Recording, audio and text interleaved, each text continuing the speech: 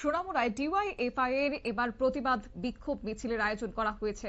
জাতীয় পতাকা উত্তোলন এবং রক্তদান শিবিরে বাধা প্রদানের অভিযোগে সিপাহীজলা জেলার কলমচৌড়া নলছড়ে বিজেপির বুথ সভাপতি এবং কর্মীদের দ্বারা জাতীয় পতাকা উত্তোলনে বাধা প্রদান করা হয়েছে বলে এদিন অভিযোগ তুলেছেন সিপিআইএম এর কর্মী সমর্থকরা।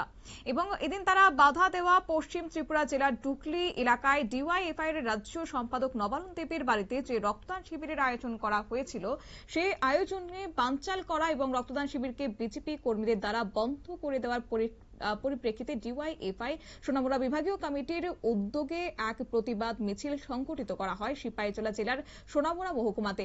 এদিন সিপিএম সোনামুড়া মহকুমা কার্যালয়ের সামনে ডিওয়াইএফআই এর যুব কর্মীরা সংগঠনের পতাকা হাতে নিয়ে এক প্রতিবাদ মিছিল সংগঠিত করেছে।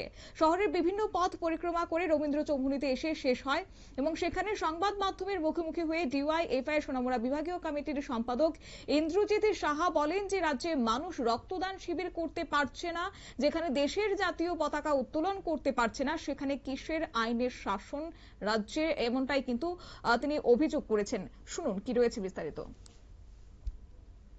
রক্তদান শিবির করা যাবে না, মানবিক কাজ করা যাবে না।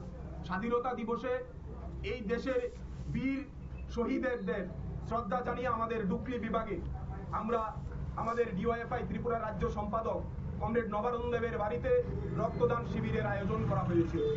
সেই রক্তদান শিবিরকে বানচাল করবার জন্য ওই এলাকার সেখানে ডুকলি বিভাগে মন্ডল সভাপতির নেতৃত্বে, কাউন্সিলরের নেতৃত্বে সেখানে রক্তদান শিবিরকে পণ্ড করবার জন্য সেখানে গুন্ডাদের নিয়ে সমাজদ্রোহীদের একত্রিত করে নবারুণ দেবের বাড়িতে ঢুকে সেখানে সেই যে রক্তদান শিবিরের জন্য যে আয়োজন সংগঠিত করা হয়েছিল সেইগুলিকে ভাঙচুর করা হয়েছে।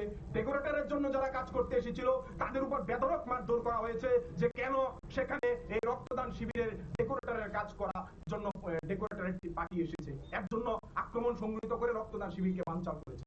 বলছে হুলিয়া জারি করছে যে না রক্তদান শিবির করা যাবে না। বলছে যদি সেখানে রক্তদান শিবির করতে হয় বিজেপির কাউন্সিলর থেকে অনুমতি নিতে হবে, আগাম অনুমতি নিতে হবে রক্তদান শিবিরের জন্য। রক্তদান শিবির আমরা জানি যে একটা মানবিক কাজ, এটা রাজনীতির ঊর্ধ্বে উঠে সংগঠন নেই, মানুষ নেই, জাত নেই, পাত নেই, সকলে মিলে রক্তদান শিবির করা যায়। আমাদের রাজ্যের ব্লাড ব্যাংকগুলিতে রক্ত শূন্যতায় ভুগছে, আমরা রক্তদান শিবিরের আয়োজন করেছি, সেখানে রক্তদান শিবিরকে পণ্ড করবার জন্য।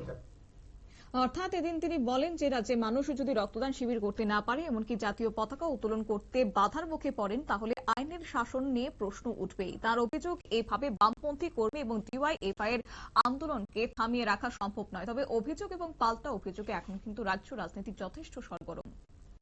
নিয়ে নিচ্ছে ছোট্ট একটি বিজ্ঞাপন বিরতির সঙ্গে থাকুন।